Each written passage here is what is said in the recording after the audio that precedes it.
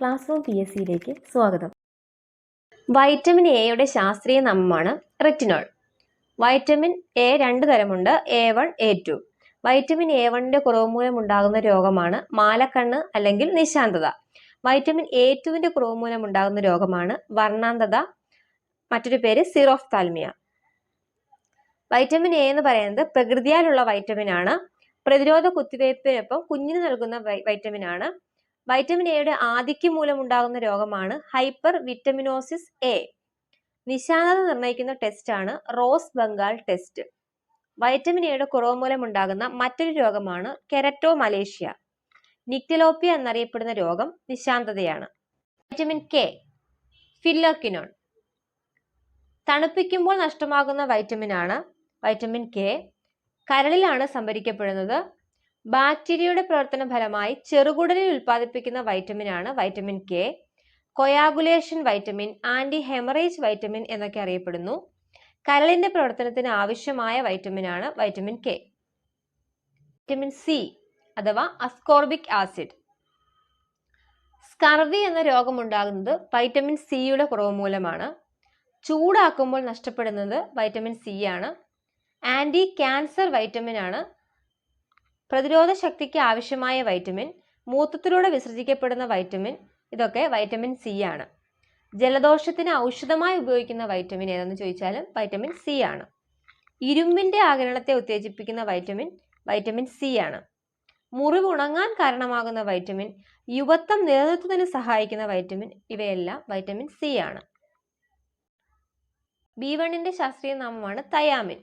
B1ന്റെ കുറവ് മൂലം ഉണ്ടാകുന്ന രോഗമാണ് ബെറിബറി ഓർ ഐക്കാണ്ട്. ബെറിബറി അല്ലെങ്കിൽ ഐക്കാണ്ട്. തയാമിന്റെ കുറവ് മൂലം ഉണ്ടാകുന്ന, അതായത് B1ന്റെ കുറവ് മൂലം ഉണ്ടാകുന്ന മസ്തിഷ്ക വൈകല്യമാണ് വെർണിക്കീസ് എൻസെഫലോപ്പതി. B2 റൈബോഫ്ലാവിൻ ആണ് B2. B2ന്റെ കുറവ് മൂലം ഉണ്ടാകുന്ന രോഗമാണ് അറിബോഫ്ലാവനോസിസ്. വൈറ്റമിൻ ജി എന്നറിയപ്പെടുന്നത് B2 ആണ്. B3 നിയാസിൻ, നിക്കോട്ടിനിക് ആസിഡ്, ഇതൊക്കെ B3 ആണ്. B3യുടെ കുറവ് മൂലം ഉണ്ടാകുന്ന രോഗമാണ് പെല്ലഗ്ര. ആന്റി പെല്ലഗ്ര വൈറ്റമിൻ എന്നറിയപ്പെടുന്നത് B3 ആണ്. ഓർമ്മശക്തി വർദ്ധിപ്പിക്കാൻ വേണ്ട വൈറ്റമിൻ B3 ആണ്. പാൻറ്റോത്തനിക് ആസിഡ്, അതാണ് B5. B5ന്റെ കുറവ് മൂലം ഉണ്ടാകുന്ന രോഗമാണ് പാരസ്തീഷ്യ. ബാക്ടീരിയയുടെ പ്രവർത്തന ഫലമായി ചെറുകുടലിൽ ഉണ്ടാക്കപ്പെടുന്ന വൈറ്റമിനും B5 ആണ്. B6 pyridoxine. മൈക്രോസൈക്കിക് അനീമിയ എന്ന രോഗത്തിന് കാരണം B6 ആണ്. B6ന്റെ അഭാവമാണ്. മാനസിക അവസ്ഥ, പെരുമാറ്റം എന്നിവയെ നിയന്ത്രിക്കുന്ന വൈറ്റമിനും B6 ആണ്. B7 അഥവാ ബയോട്ടിൻ. വൈറ്റമിൻ H എന്നറിയപ്പെടുന്നത് B7 ആണ്. എലീസ ടെസ്റ്റിന് ഉപയോഗിക്കുന്നത് B7 ആണ്. മുടി കൊഴിച്ചിലിന് കാരണമാകുന്ന വൈറ്റമിനും B7 ആണ്. B9 ഫോളിക് ആസിഡ് ആണ്.